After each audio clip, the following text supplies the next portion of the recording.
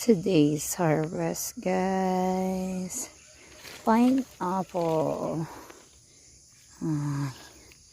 Hinog kaya siya, guys. So, money. Pineapple and saranderuhan. So, at least, disag.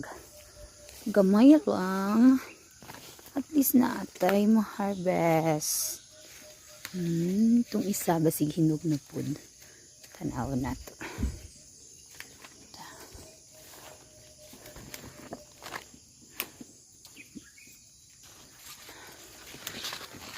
Hilaw pa siya, guys.